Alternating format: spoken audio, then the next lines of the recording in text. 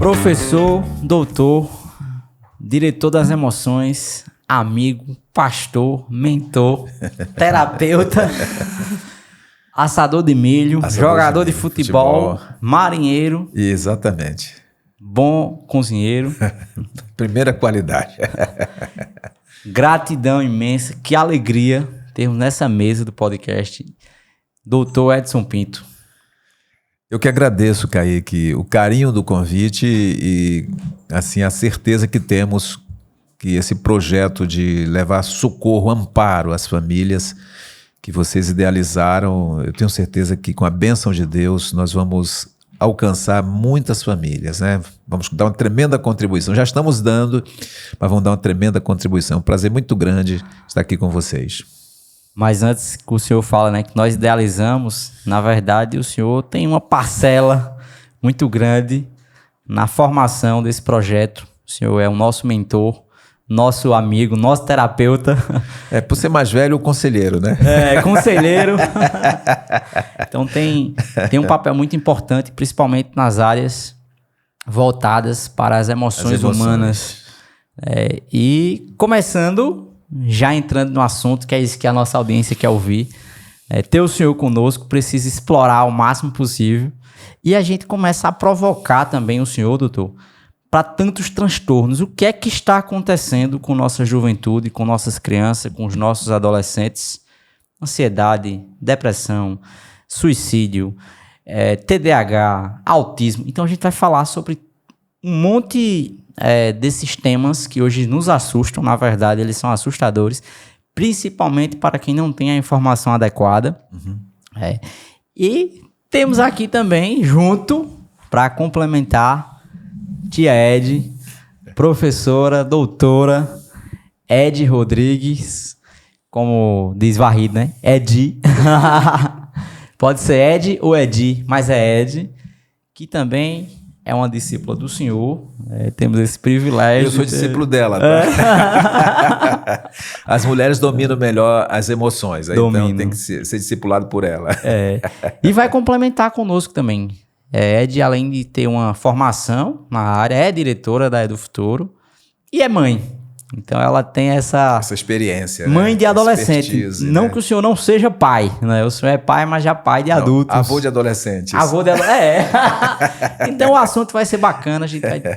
E ao invés de ficar aqui provocando, queria que o senhor já introduzisse o que é que o senhor, esses temas, o que é que o senhor acha mais importante, por onde a gente começa, para trazer essa informação mais adequada para as famílias, principalmente para os pais dos nossos alunos. E o podcast está disponível. Ele está, inclusive, clique no sininho, nos siga, curta esse vídeo, compartilhe, leve essa informação para mais pessoas. O senhor é, sim, hoje um dos principais nomes da inteligência emocional do Brasil. Está presente nos principais congressos do mundo. Tem várias participações na parte acadêmica também, é amigo pessoal dos principais nomes da inteligência emocional do Brasil e pouca gente conhece essa versão do Dr. Edson Pinto, porque o senhor escolheu, né, através do seu ministério, ficar mais nos bastidores, e a Edufuturo tem esse privilégio de ter um nome tão forte, um homem tão conhecido, com tanto know-how à nossa disposição para cuidar das nossas famílias e dos nossos alunos. Doutor, tá com o senhor a bola. Realmente, Kaique, hoje a gente percebe uma dificuldade muito grande das famílias, não é nem delas lidarem com seus filhos, né? Mas as próprias famílias também passam por problemas, os pais passam por problemas. E eu diria que os problemas que nós estamos vivenciando hoje, mas a família está na crise, a adolescência, a juventude está na crise, eu não sei se é bem assim. Eu acredito mais numa crise da sociedade. É o modelo de sociedade que tem gerado uma série de problemas que afetam as famílias, afetam os jovens, afetam os adolescentes, afetam as crianças. Então, se diz assim, mas é muito difícil mexer com a sociedade. Claro que é difícil. Mas se nós não pensarmos que o problema vem de um modelo de sociedade, nós vamos atuar nas pontas, digamos assim, pontualmente com a criança, com o adolescente, com a família, esquecendo que existe uma conjuntura muito maior que interfere nos processos micros, nos processos pequenos, como é esse da criança e do adolescente, né? Realmente, aquilo que Bauman falou, nós saímos de uma estrutura de sociedade, que ele chamou de modernidade sólida, e agora chegamos a uma modernidade líquida. Só que essa liquidez, a velocidade com que essas coisas acontecem, essas mudanças acontecem, as famílias não dão conta, nós não damos conta de acompanhar a velocidade e o impacto dessas mudanças, né? Tem até um livro chamado Choque do Futuro, ele previa aí, o autor, o Toffler, previa que esse choque seria por não conseguirmos adaptar às mudanças, então entraríamos em choque, um estado de colapso. Então, e é o que nós estamos vendo hoje. Os meninos, os nossos filhos, não estão bem.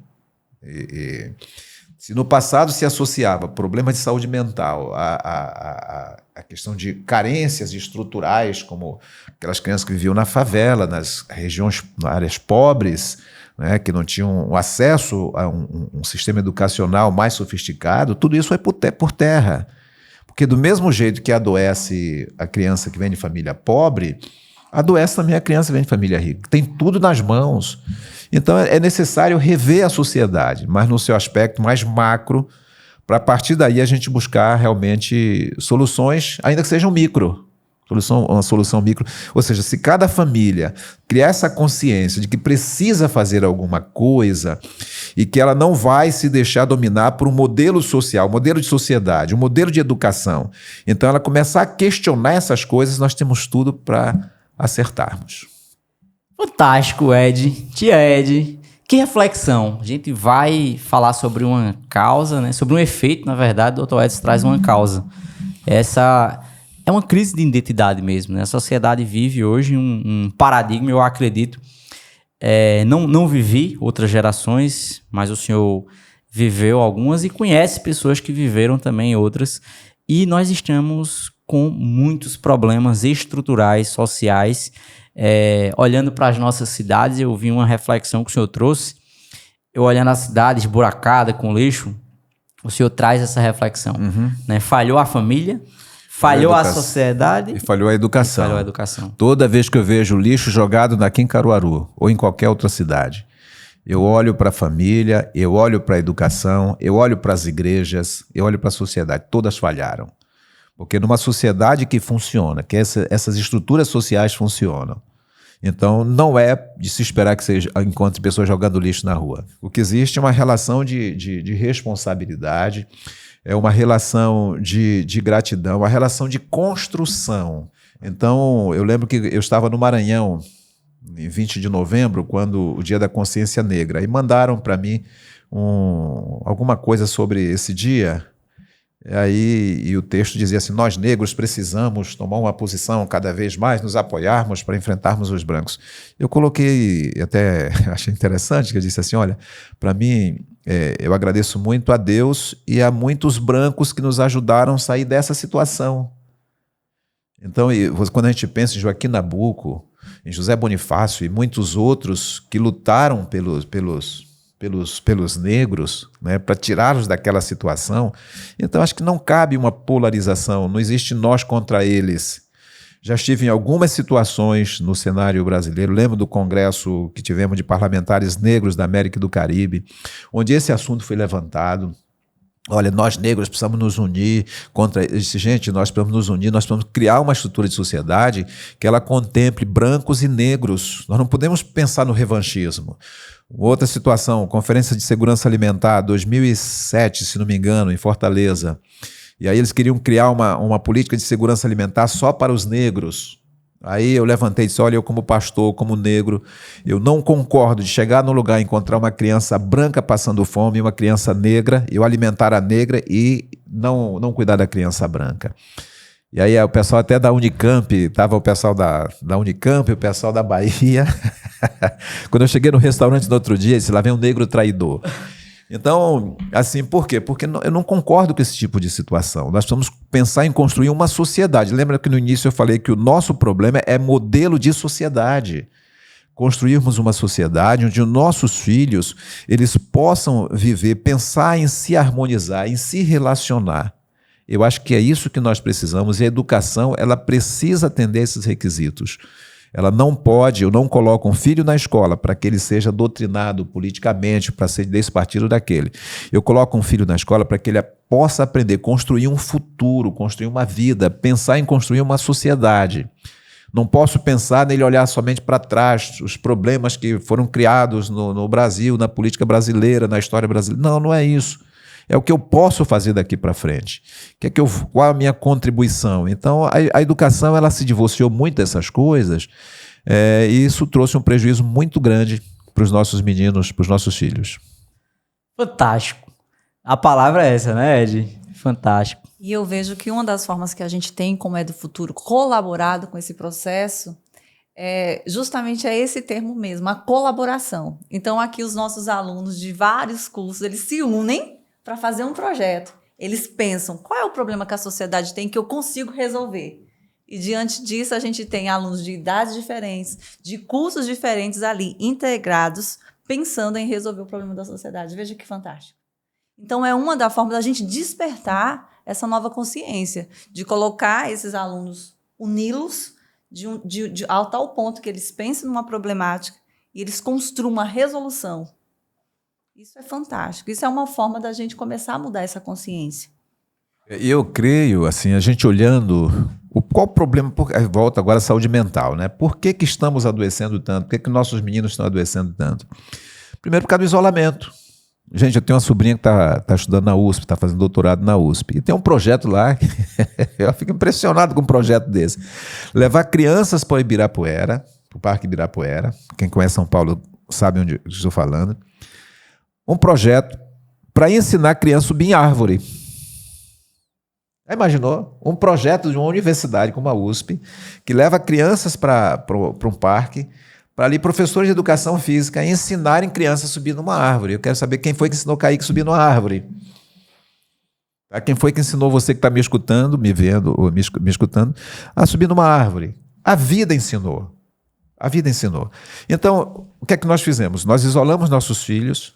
Nossos meninos hoje nascem isolados, têm prazer em estar isolados. Se no passado um pai e uma mãe, quando queriam reclamar, ou repreender, ou corrigir um filho, diz, olha, você vai ficar num quarto, você não vai sair do quarto. E a menina ficava chorava ali dentro daquele quarto. Hoje estão gastando o que tem e o que não tem para tirar um filho de dentro do quarto. O que aconteceu? Nós isolamos, já não há relacionamentos. Eu encontro amigos de infância e a gente lembra dos causos, das histórias da gente, a gente morre de rir todas as vezes, contando a mesma história. E a pergunta é, o que é que os nossos filhos, o que é que esses meninos estão vivendo hoje com o celular na mão, presos à internet? Com quem eles vão se encontrar daqui a 30, 40 anos para contar causos? Com o celular que ficou desatualizado para trás? Então, o isolamento, isolamos os nossos filhos, Kaique, e nesse isolamento veio o adoecimento. Então, quando o Ed fala sobre assim, essa colaboração de se juntar e tal, é isso que está precisando. Os pais precisam acordar para isso. O que está matando com os nossos filhos é o isolamento, essa preocupação, essa noia, que às vezes vem até da própria educação. A família alimenta e a educação retroalimenta. Olha, meu filho tem que passar na Universidade Federal para Medicina, meu filho tem que passar para a USP, para a Unicamp, você tem que ser o melhor, enlouquecendo os filhos. Eles começam a se comparar uns com os outros e ver que ele não é o melhor, então gera frustração. Por que nós tivemos tanto suicídio no Japão até um tempo atrás? Por conta dessa pressão. E essa pressão continua existindo hoje. Então, você forma aí, a camada não teve infância, não brincou, e está na Universidade Federal de Pernambuco, está na Universidade de São Paulo, está na Universidade de Campinas, está em tudo quanto é lugar, mas tudo enlouquecendo, suicidando, vivendo às custas de medicamento. É isso que você quer, pai? É isso que você quer, mãe? Então nós precisamos encontrar modelos de educação que tirem esses filhos do isolamento, dessa competição terrível. Ou seja, o modelo é de colaboração. Vou me valer de uma ilustração que está no campo da neurociência. Neurônios. Ah, a mulher tem menos neurônios. Se tem, eu não sei. Ah, porque o que importa, quando o cérebro de Einstein. Quando ele morreu, fizeram um acordo, 30 anos depois, fazer o estudo do cérebro de Einstein. O que é que eles descobriram 30 anos depois? Que o cérebro dele não tinha tantos neurônios como imaginava. Olha, quem tem mais neurônios tem mais inteligência. Não é a quantidade de neurônios, é a quantidade de sinapses, é a quantidade de conexões. Um neurônio é capaz de fazer 10 mil conexões, um só. Então, quanto mais conexões os neurônios fazem, mais vivo, mais inteligente, mais saudável este cérebro. O ser humano é do mesmo jeito. Quanto mais conexões a pessoa faz, uma criança faz, um adolescente faz, com a vida, o ser humano faz com a vida, com a natureza, com os animais, com pessoas. Quanto mais conexões essas pessoas têm, melhor. Por isso é que nós estamos morrendo. É por isso que nós estamos do jeito que estamos, porque as nossas conexões, o neurônio social, os neurônios sociais, que nós seríamos neurônios, não estamos nos conectando uns com os outros. E aí o resultado, depressão, ansiedade, suicídio e outros N transtornos que afetam a infância e a adolescência. Tem uma reflexão de Freud, que ele diz o seguinte: antes de você ser diagnosticado com depressão ou com ansiedade, cerque-se que você não está rodeado de idiotas. Uhum. Sim, sim. E essa reflexão ela é interessante a partir dessa perspectiva que o senhor traz, porque eu lembro, o senhor, né, agora, acho que os nossos ouvintes a partir dos 30 anos de idade devem lembrar das suas boas histórias de infância, né, brincando com os amigos, subindo nas árvores, tomando banho de açude. Caindo, brigando, resolvendo conflito. Levando cacete. Hoje... Levando cacete uns dos outros e aprendendo a ter cuidado na Aí vida. Hoje a gente vê a seguinte situação.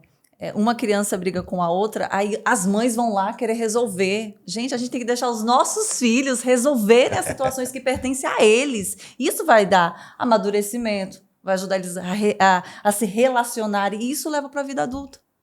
Muitas pessoas estão adoecendo porque não sabem se relacionar, porque não estão aprendendo. Não, e a frustração, Ed, conviver com frustração. É jogando bola que vai perder e o outro vai fazer gozação, ele vai perceber que não é como ele quer. Ele vai conviver com a frustração. E um dos problemas que chegam aos consultórios hoje é que as pessoas não conseguem conviver com frustração. Elas não conseguem ser frustradas por nada, porque os pais não deixaram. O que eu passei, não quero que meus filhos passem. E hoje a gente tem a seguinte filosofia, né? Dentro das próprias escolas, todo mundo ganha medalha. A criança ela não tem mais agora esse direito de ficar triste, porque é um direito que a gente tem e faz bem. Então, por isso que dentro do nosso curso, dentro da nossa área de desenvolvimento de jogos é fantástico. Porque é justamente essas habilidades que a gente vai e estamos ajudando as nossas crianças a se desenvolverem. Elas se frustrarem. E a gente traz essa perspectiva, né, também, doutor, para dizer que o princípio que rege o game da Área do Futuro é a maior competição, é a cooperação. Por quê? Nós temos um caso muito, muito forte. Nós recentemente patrocinamos uma criança que foi competir em São Paulo, no campeonato de robótica, e esse menino aprendeu com o professor dele, de robótica, que ele tinha que ganhar a todo custo.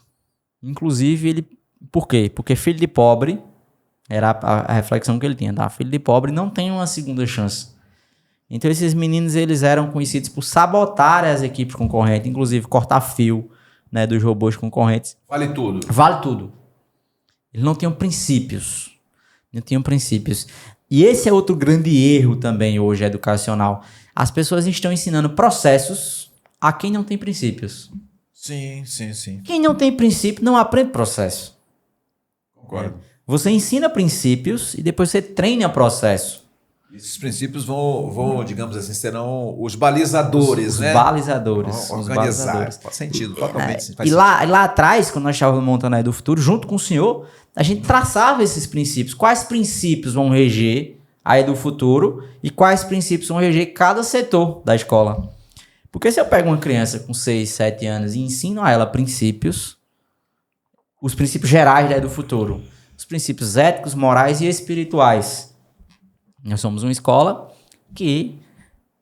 cristã, que entende que acima de tudo, de todas as nossas habilidades e competências, existe Deus.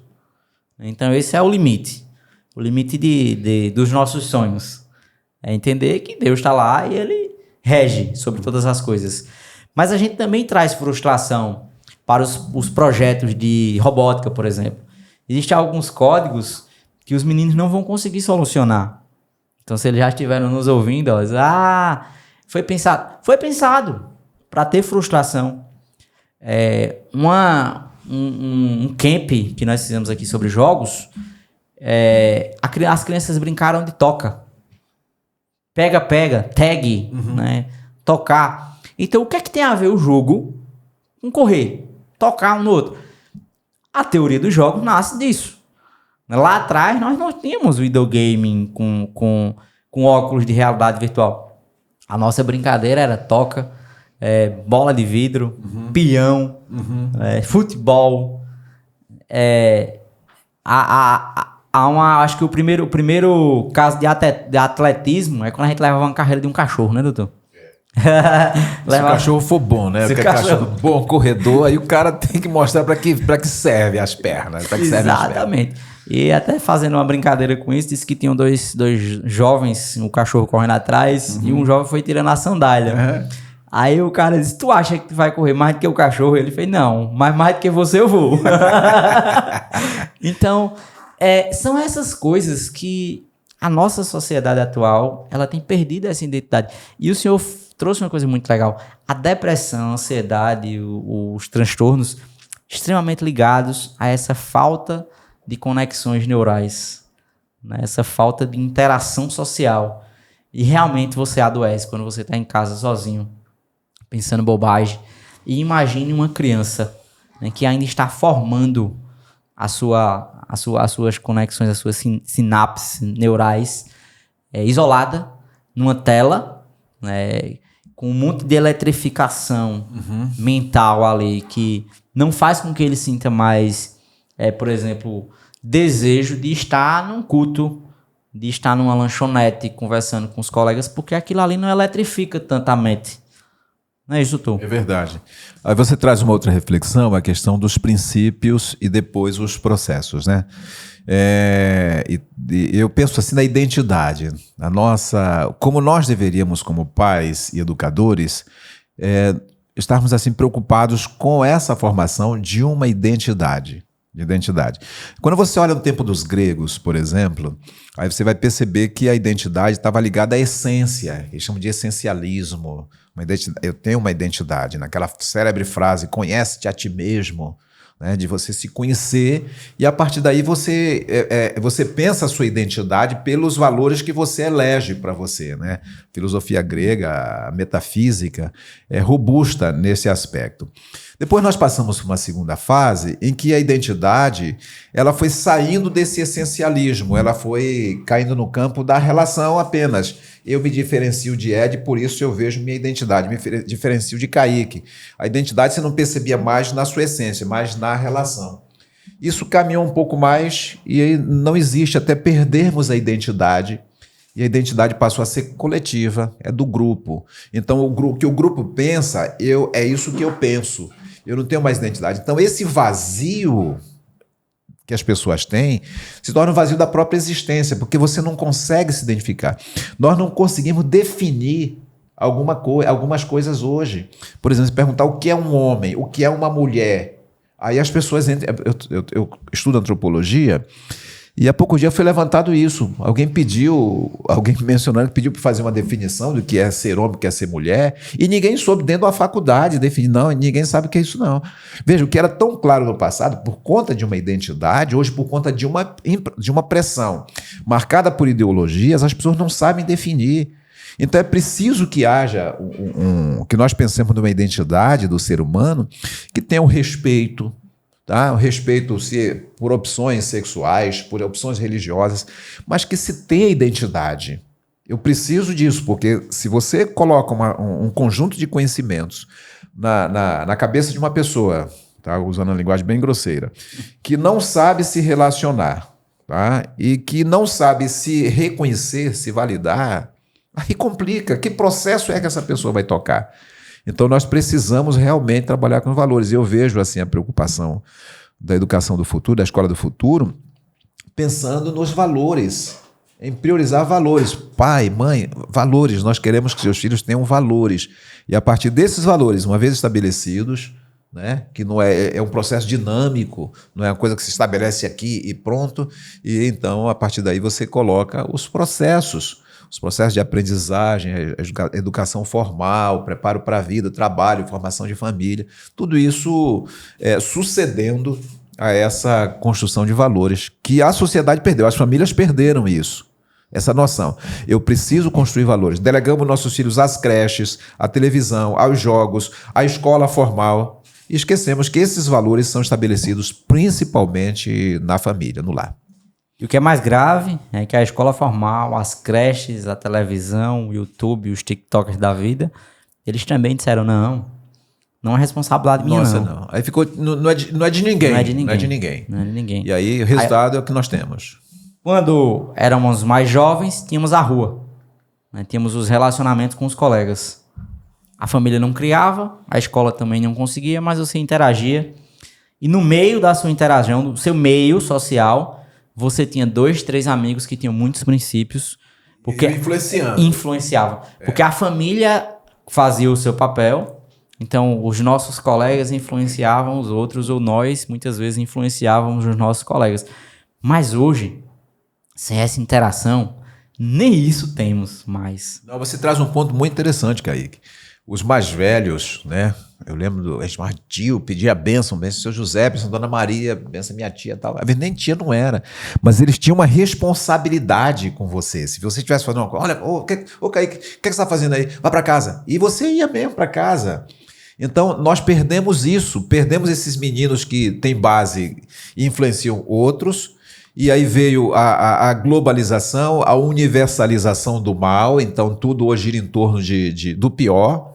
Então o pior foi passando, o mal, acho que foi o Luther King que falou esse negócio assim, o que me preocupa não é o atrevimento do mal, mas a timidez do bem. Então o bem é tímido, é discreto, e o mal é atrevido, ele influencia. Ousado, né? A ousadia do mal. Então você pega um menino na escola que, digamos assim, influenciado mais por algumas coisas mais ligadas ao mal, ele tem um poder de replicação impressionante, porque ele é espalhafatoso, ele e tal. Então nós precisamos assim trazer esse equilíbrio à sociedade. Não tenha dúvida nenhuma. E o próximo ponto que eu queria ver com você é em que momento os pais podem... será que existe um momento assim que seja crucial para que esses valores sejam estabelecidos, para os pais plantarem? Tem tempo para plantar feijão, plantar milho?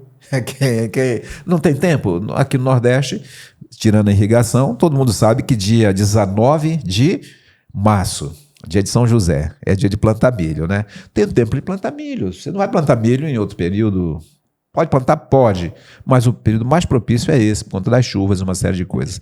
Será que existe um tempo em que seja assim, mais promissor, melhor, para se plantar esses valores? Queria ouvir do senhor. Olha, em 2001, eu vou me reportar agora a um economista americano lá de Chicago, a Escola de Economia de Chicago. Esse cara, ele ganhou o prêmio Nobel em 2001, um economista. E a tese dele, que o levou a ganhar esse prêmio Nobel, foi o seguinte: ele conseguiu provar por A mais B, com reconhecimento mundial, de que cada dólar que o Estado investe na primeira infância, ele deixa de gastar cerca de $10 na idade adulta. Então, James Heckman ganhou o prêmio Nobel com esse estudo, mostrando que existe uma fase certinha para você fazer os investimentos. Se você perder essa fase, isso quer dizer que você está plantando milho no tempo errado. Os 3 primeiros anos de vida. Aqui no Brasil, já influenciado, o pioneiro aqui na América do Sul foi o Chile. O Chile foi o primeiro país a pegar essas ideias de Heckman e colocar em prática. Então, o Chile desenvolveu um projeto Chile Cresce Contigo. Depois nós tivemos o Uruguai. Eu passei 4 anos, moramos 4 anos no Uruguai, recentemente. Eu acompanhei um projeto no Uruguai, chamado Uruguai Cresce Contigo, que foi uma cópia do Chile. Aqui no Brasil, como é que chega isso aqui no Brasil? O Dr. Osmar Terra, é o nome desse projeto aqui na nossa experiência brasileira. Osmar, quando foi secretário de Saúde no Rio Grande do Sul, ele ele desenvolveu um projeto chamado Primeira Infância Melhorada. É o PIM, Primeira Infância Melhorada. Então, o objetivo de Osmar era investir exatamente nessa primeira infância. Depois, o Dr. Osmar foi candidato e se elegeu como deputado federal. Ele cria na Câmara de Deputados um projeto chamado Primeira Infância, Projeto Primeira Infância. Formou uma comissão de primeira infância e tal, e o objetivo dele era trabalhar exatamente esses primeiros anos de vida, né, como sendo os anos principais dos investimentos da família e do Estado em relação à criança. Então, eu tenho aqui um dos psiquiatras, para mim, uma das grandes referências na psiquiatria mundial, Dr. Bowlby, John Bowlby. E Bowlby, ele passou 45 anos, juntamente com Donald Winnicott, estudando a relação entre mãe e uma criança e a sua mãe, entre a mãe e o filho. E Bowlby, tanto ele como Winnicott, eram seguros em relação a isso. E é o pensamento dele que diz assim que nesse último quarto de século acha-se a crescente comprovação de que a qualidade dos cuidados parentais que uma criança recebe em seus primeiros anos de vida é de importância vital para a sua saúde mental futura. Então veja que há uma relação muito grande entre esses cuidados que uma criança recebe e a sua saúde mental. E depois ele menciona os 3 primeiros anos de vida, a importância de você fazer esse investimento nos três primeiros anos de vida. Ele diz assim, quando uma criança estiver com cerca de 3 anos, a mãe poderá, sem perigo, tirar férias mais longas, falando sobre o afastamento dessa mãe. E durante todo o seu trabalho, Bowlby vai destacar como sendo esses 3 primeiros anos de vida, como sendo os principais no estabelecimento dessa relação de saúde mental de uma criança, né? Então, eu tenho falado assim para os pais que esse é o período, os 3 primeiros anos de vida. Aí a gente vai até aí os 6 primeiros anos de vida, como sendo um período básico para você fazer esse investimento. Aí você diz assim, uma coisa prática que você mãe, você pai poderia fazer. Primeiro, uma vez que por conta desse isolamento que as crianças vivem, você poderia juntar, Ed, mães, pais que têm assim, filhos da mesma idade que o seu filho, e se programar para estarem juntos num parque, em casa, fazer um ajuntamentozinho com aquelas crianças, convidar para aquelas crianças da mesma idade, para que as crianças possam interagir, para que as crianças possam brincar. A gente percebe, né, doutor Edson, que eu percebo isso em casa, né? Mãe, eu quero brincar. Bora brincar? Ah, mãe, com a senhora é diferente. Eu quero que a senhora traga uma amiguinha para brincar comigo. Exatamente. E às vezes eu vou brincar com seu irmão, mas mãe, já é adolescente, não vai me entender. Então a gente percebe que o quanto é importante a gente promover esse encontro, essa união. E a gente vê que o sorriso é diferente, a gargalhada é diferente. A energia é diferente. A energia é diferente. Quando as crianças elas passam ali uma tarde inteira brincando, chega no final do dia, nossa, elas dormem bem. E o sono, exatamente. Elas dormem bem. E você percebe que no outro dia elas acordam assim totalmente renovadas. Renovadas, com humor lá em cima. E eu acho, Ed, que é muito simples fazer essa conta, né? Pega uma criança, deixa uma criança passar 2 dias, vamos colocar 2 dias, sábado e domingo, só na frente do computador, no TikTok, e tal. Isso aqui é uma família, né? Pega uma outra família ali, os 2 dias, sábado e domingo, criança brincando com outras crianças, brincando no parque, na igreja e tudo mais. Se relacionando. Tá, e analisa o humor dessa criança na segunda-feira. Só isso. Não precisa fazer muita conta, não precisa de ciência, não precisa fazer tese de doutorado, nem de mestrado. Isso já é um teste, né? Já é experiência. Qualquer pai pode fazer. E conosco também é assim. Claro, é muito bom assim. quando... Doutor Edson, vou passar aí pra gente tomar um chá junto, um café junto. Vamos bater papo. Não é bom? A gente Claro. ficamos renovados. Então, a gente precisa entender que essa interação, ela faz parte, ela vai colaborar com o futuro e com a saúde dessa criança e desse adolescente. Mas eu fico pensando assim, né? A gente aqui está nesse maior bate-papo. Eu fico me perguntando, doutor Kaique, doutora Ed, meu Deus, o que é que a gente espera de uma família que esteja nos ouvindo, nos vendo nesse bate-papo nosso? O que é que a gente espera? Né? O que é que a gente espera de você, pai, de você, mãe? Né? O que é que você pode fazer? A pergunta é essa. O que é que você pode fazer para não deixar seu filho adoecer? Se existe uma coisa que você não pode fazer experiência, é com seus filhos. Não dá para você fazer experiência, achar que eu posso errar aqui, daqui a 10 anos eu consertar. Não tem esse conserto. E um detalhe importante da gente refletir e encontrar uma maneira da gente começar a trabalhar esse tempo de qualidade que a gente verbaliza muito, mas às vezes acaba fazendo pouco, é justamente que o mercado acabou empurrando a mãe. A gente falou a importância da presença, principalmente da mãe nesses 3 primeiros anos, né? E o mercado empurra a gente, a necessidade, a sociedade empurra a mãe para trabalhar. Mas aí a gente vê, e agora? O que a gente faz? Então, agora eu posso dar o meu melhor com aquele tempo que eu tenho. Então, muitas vezes a gente vê quais são as cenas que a gente vê. A mãe, o pai chega em casa e ele também está 100% ligado. Conectado. Então, esse processo de desconectar não é só da criança. Primeiramente, começa com os pais. Essa necessidade dos pais se desconectarem e dar ali mais entregar mais seu tempo, energia. Uma coisa que eu sempre falo é... trazer bons resultados em qualquer ambiente, principalmente na educação dos filhos, requer energia. Será que eu estou disponível a dar essa energia, essa entrega para ter esse resultado? É o preço, né? Será que eu posso? Será que estou aberto a pagar esse preço? Já que você falou, né, de conexão, eu vou deixar aqui já a minha sugestãozinha. Pequenininha, mas eu vou deixar. Primeiro, pai, mãe, se você quer resultados melhores na educação dos seus filhos, na formação desses valores dos seus filhos, se você reconhece que esse isolamento é prejudicial, né, ao desenvolvimento dele, né, que está crescendo isolado, e esse isolamento não vai levá-lo a nada a não ser a depressão, a ansiedade e outros transtornos ligados à infância, à adolescência e à vida de um modo geral. Mas, como o Ed falou, você precisa abrir mão também. Você não pode só falar, você tem que dar o exemplo para o seu filho. Você tem que ser um exemplo para o seu filho. O que você pode fazer? Vamos pegar o celular. Faz um plano, combina com seus... Fizemos isso no Uruguai, quando estivemos lá. Combina com sua família, vamos fazer o seguinte, olha, celular, à mesa, não vamos levar celular à mesa. Na hora da refeição, é refeição. O quarto também não vamos levar celular para o quarto. A China já adota esse modelo. 10 horas, eles desligam o celular de crianças e adolescentes. Criança lá tem uma limitação, não pode ter, tem número de horas, são 40 minutos.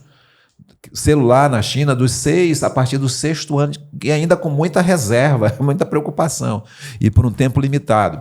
Eles querem limitar até 2 horas de celular, aí até a juventude, não é só na adolescência não, porque eles reconhecem o prejuízo do celular. Então, veja, se você não leva mais o celular à mesa, combina com sua família para isso, não levar o celular à mesa, na hora das refeições, para o quarto também não. Aí, no Uruguai, a gente fizemos uma campanha assim, 10 horas da noite, todos os celulares na sala, ninguém para quarto com celular. E banheiro, não leva mais para o banheiro, não. Se você fizer isso, você já vai estar prestando um grande serviço, uma grande referência. É o que o Kaique falou. Você vai estar influenciando. E todo mundo entra no processo. E uma coisa que a gente percebe é que já se tornou um recurso para deixar, às vezes, os pais numa situação mais confortável, né? A criança... E às vezes eu vejo isso até dentro do ambiente da igreja. A criança ali, nossa, está desconfortável. Por quê? Porque não sabe mais ficar quietinha, né? Por quê? Porque sempre tem um recurso para deixar essa criança interdita. Então é necessário justamente a gente ensinar os nossos filhos. A gente ouve muito assim, nossa, tá um tédio. Gente, no tédio a gente criava as coisas, a gente fazia acontecer. E as nossas crianças hoje parece que não podem mais sentir tédio, né, doutor?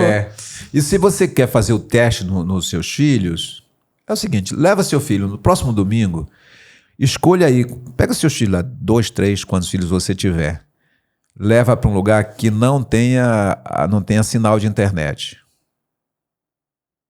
Levou para um lugar que não tem sinal de internet. Você vai perceber o desconforto dos seus filhos. Não, pai, quero ir embora daqui, aqui é horrível. Mas por que horrível? Porque não tem internet, só por isso. Veja como é que nós estamos na dependência da tecnologia. A psiquiatria mundial, não é só a brasileira, está preocupadíssima com isso. Essa conexão desses meninos, como que o cérebro está sendo anulado. No passado, nós decorávamos assim alguns telefones, telefones daqui. Hoje ninguém decora mais, porque está tudo aqui, a criança não sabe mais fazer uma conta direito, porque está tudo na calculadora. Então nós limitamos o potencial do desenvolvimento do nosso cérebro por conta dessa muleta que é externa, né? Seja o celular ou outra que seja. Então, no passado, não, você tinha que fazer as contas, tinha que fazer os cálculos. Mas o desafio para você, pai, para você, mãe, é pensar agora a educação, o futuro da vida de seus filhos. Não diria nem na nossa mais, tá bom? Vocês são jovens, mas dos nossos filhos. Milton Nascimento dizia assim, numa das suas canções, há de se cuidar do broto para se ter a flor e o fruto. Há de se cuidar do broto para se ter a flor e o fruto. Então, eu preciso puxar essa responsabilidade para mim, eu como pai, você como mãe. Não delegue a ninguém, é sua responsabilidade. É você. Esse negócio de você dizer que a criança já nasce com autonomia, com protagonismo, isso é conversa fiada. A criança precisa ser dirigida, precisa ser acompanhada, ela precisa ser guiada. Nós acreditamos nisso. Então, essa ideia de educação natural, deixa tudo natural. Gente, natural, olha o cachorro. Olha o cachorro. O mundo natural, ele é exemplo. Vamos olhar. Você chega ali, deixa um pedaço de carne lá, ver se não rouba. Então, para o cachorro, natural é roubar. Para o cachorro, natural é brigar. Então, nós não podemos entrar nesse mundo do natural. Nós temos que ir para o antinatural. E educar é antinatural. É antinatural. Nós precisamos, com as leis que regem a consciência humana, com o conhecimento científico que nós temos, precisamos fazer com que o que é natural passe a estar sob um certo controle. Então, só que hoje nós descambamos para natural. Deixa fazer o que você quiser. Então, as crianças que estão sendo criadas desse jeito, alimentadas até por processos pedagógicos, por processos científicos, infelizmente, o resultado é o que nós temos aí. Fantástico, mas eu acho que a palavra do dia hoje aqui é fantástico. Eu fico, todas as vezes que eu tenho a oportunidade e o privilégio de conversar com o professor Dr. Edson, eu fico nesse entusiasmo, não é, doutor? Sou um grande entusiasta e um grande admirador do senhor, porque o senhor traz verdades, traz palavras na linguagem que as pessoas precisam ouvir e de uma forma muito leve. Então, o senhor tem Deus lhe deu esse dom, né, do senhor conseguir transmitir mensagens poderosas numa linguagem de fácil acesso e de uma forma leve, com a sua sutileza, sua gentileza. TDAH, autismo, é outro tema que acho que muitos pais, né, acho que nós da Escola do Futuro, da Edu Futuro, a gente fala muito em Escola do Futuro.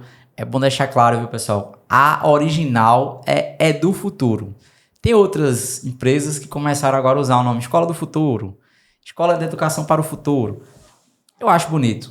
É uma prova que o nosso negócio aqui está dando certo. Mas a original é Edu Futuro. Se tiver tal coisa, Escola do Futuro. Não é nossa. Nossa é do futuro. É do futuro. É do futuro. E... doutor, esse tema assusta também, né? Autismo, TDAH, e trazendo aquela perspectiva que o senhor trouxe lá atrás de que a minoria barulhenta, que é a minoria maldosa, ela faz como é que eu posso dizer, causa um dano maior, né? Já que a gente está falando de medo, de assustar, esse tema assusta. O que é que o senhor tem pesquisado, tem descoberto, o que é que os pesquisadores falam sobre essa quantidade exacerbada, muito mais do que antes, crianças autistas com TDAH, com TOD. O TOD parece-me que é pior ainda do que os outros, porque ele tem esse confronto, né? Então, o que é que o senhor traz aí para nós? Rapidamente, acho que o tempo já está indo embora, né? O tempo é o do senhor. E a gente depois tem a versão 2, tá? Eu saio, o senhor fica aqui com o Ed para falar cientificamente sobre assuntos mais da parte mental mesmo e de terapia. Até 2013, nós tínhamos os transtornos disruptivos do humor. Até 2013, né? Com o novo manual de 2013 para cá, mudou. Então, e nesse transtorno disruptivo do humor, nós tínhamos o transtorno desafiador de oposição, nós tínhamos o transtorno de conduta, que eram os dois principais transtornos que estavam dessas disrupções de humor, essas mudanças, essa agressividade, né? 2013 para cá passou para o transtorno do neurodesenvolvimento, pertencem agora ao neurodesenvolvimento. Aí ganhou muita força a questão do TOD, como eles chamam, transtorno de opositor desafiante, ou na versão passada, transtorno desafiante e de oposição, tá bom? A mesma coisa. O menino começa nessa fase, aí, Kaique, ele é contra tudo, ele se rebela com as leis, ele desobedece os pais, chega na escola, desobedece os professores, na igreja, desobedece o padre, o pastor, quem estiver cuidando dele, ele enfrenta. Ele se opõe mesmo a tudo que for comando. Isso a gente percebe na infância, logo na infância. Quando você não trata desse transtorno, normalmente, quando chega ali na adolescência, ele evolui para o transtorno de conduta. Aí ele já começa a estar agressivo, ele já bate, já agride, tá? Já faz uma série de coisas que já mostram assim, já está com força física para fazê-lo, para fazer esse enfrentamento.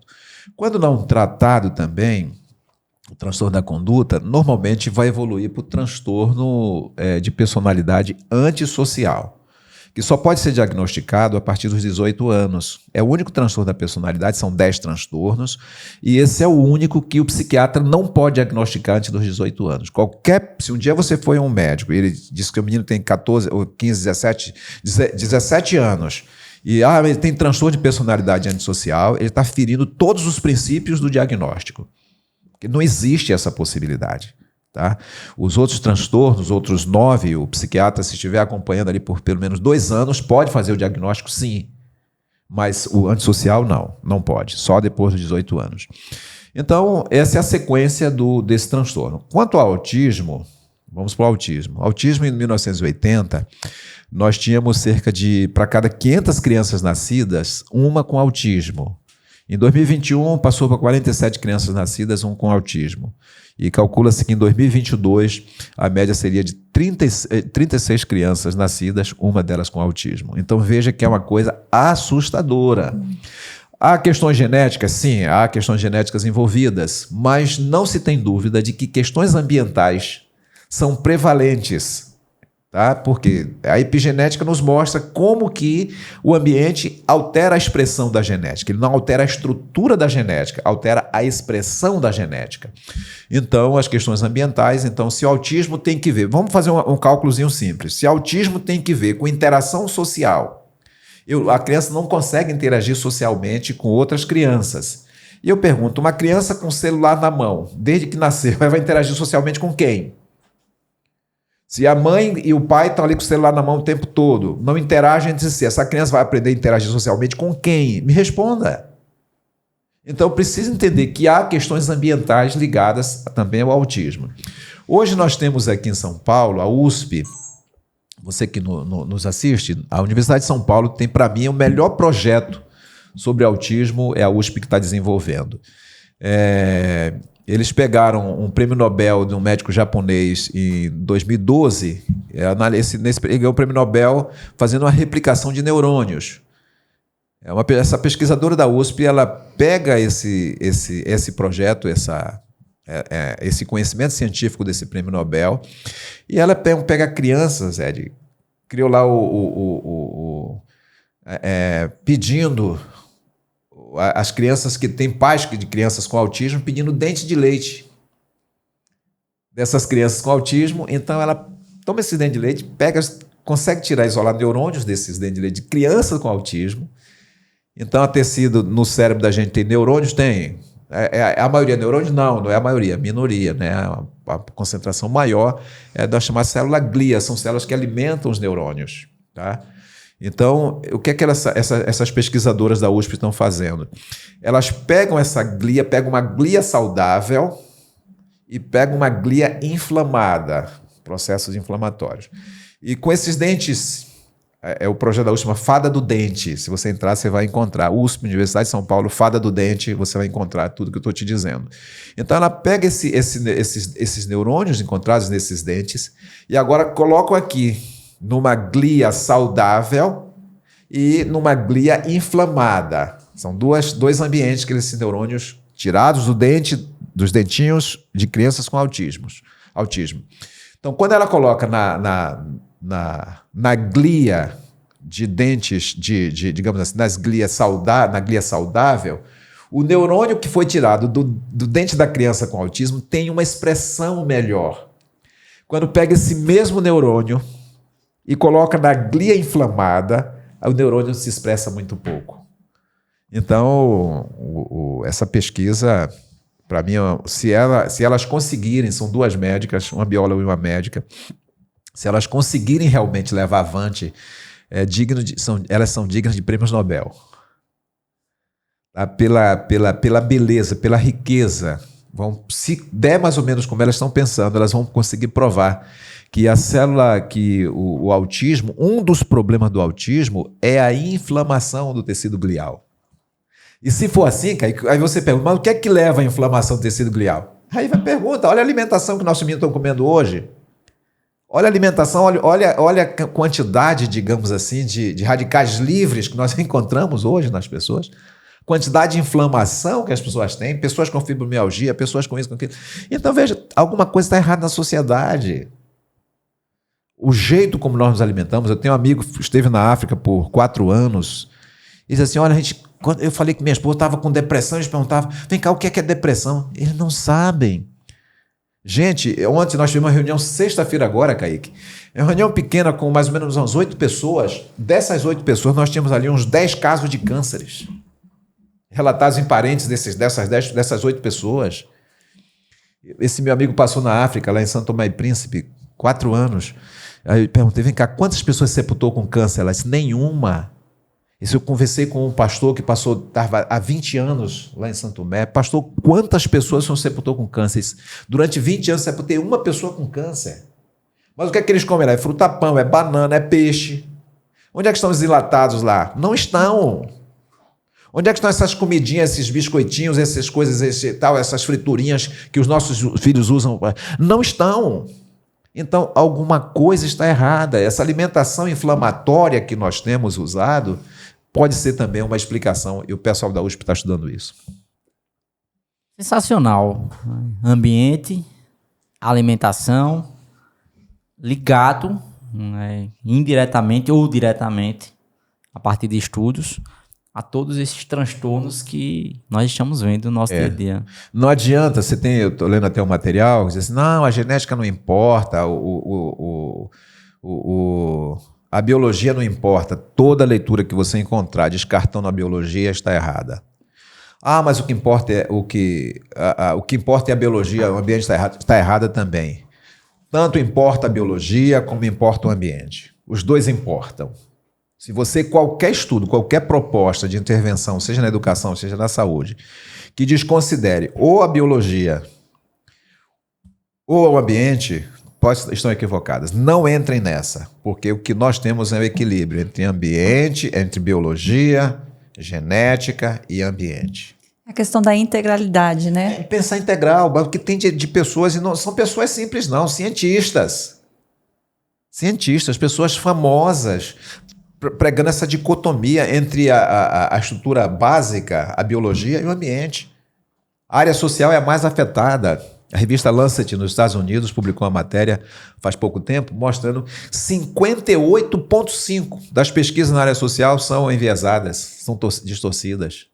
Então, veja, o que é que chega para nós e o que é que nós estamos levando para a educação, o que é que nós estamos passando nas universidades, para os nossos professores, e a sequência, como isso vai afetar realmente os nossos meninos. Nós temos que ter cuidado realmente com a informação. Por isso que é importante a gente ter cuidado com relação ao ambiente que a gente escolhe para estar colocando nossos filhos. Porque por trás desse ambiente, que filosofia, que valores, que princípios tem pregado? Então, por isso que a gente, toda vez que está apresentando a nossa escola, a gente tem prazer, antes de apresentar os cursos, falar que a nossa escola é fundamentada em valores, em princípios éticos, morais e espirituais. E muito sérios, viu? Eu sou testemunha, tenho visto assim a seriedade como os valores são tratados aqui na EduFuturo. Eu quero convidar você, pai, você, mãe, venha conhecer a escola. E eu digo porque estou meio fora, tá bom? Se eu estivesse aqui dentro, estaria mais envolvido, mais apaixonado ainda. Venha conhecer a escola. Vamos salvar uma geração. Venha se unir a nós para a gente salvar uma geração. No futuro, quem sabe daqui a 20 anos, não sei se ainda vou estar por aqui, mas quem estiver vai contar como foi importante ter o apoio de uma estrutura educacional que tivesse valores e que vivesse esses valores, ensinasse esses valores. Os nossos filhos estão precisando. No futuro eles vão agradecer a vocês. Talvez nem lembre da gente, mas vão agradecer a vocês, pais, porque a vida deles está nas suas mãos. É responsabilidade sua. Então, pensa com carinho nisso que nós estamos dizendo para você. Doutor Edson, tia Ed, valeu demais pelo tempo. É o primeiro de muitos. A jornada de gravação com o Dr. Edson começa agora. A gente vai começar a publicar muita coisa boa, muito conteúdo relevante. Criaremos em breve o Conselho do Futuro, a Escola de Pais, para os pais dos nossos alunos terem acesso a conteúdos exclusivos sobre como educar século XXI, o que você fazer em casa, quais os valores você ensinar, para termos essa educação sistêmica, cuidando da alimentação, cuidando da mente, da diversão, levando princípios, ensinando valores e cuidando também dos pais, cuidando de quem cuida, cuidando do cuidador. Então a Universidade EduFuturo, ela vai lançar esses produtos em breve, públicos, para que os nossos pais de alunos também tenham acesso. Mais uma vez, doutor, gratidão por tudo. Obrigado, que Deus continue abençoando o senhor, sua vida, sua família, e lhe dê vida longa, porque 20 anos para frente é pouco, é pouco para o que o senhor tem para entregar ainda para essa humanidade. Essa geração precisa do senhor. Eu que agradeço o convite. Obrigado, Ed, estar contigo, Kaique. Obrigado pelo carinho de vocês. Parabenizar também Rodrigo. Tá cuidando, né, Rodrigo? Denilson. Nome de jogador de futebol, né, Denilson? Craque. Mas eu agradeço muito o carinho do convite e queremos estar juntos mais vezes. Tá bom? Valeu! EduFuturo Cast. Nos siga.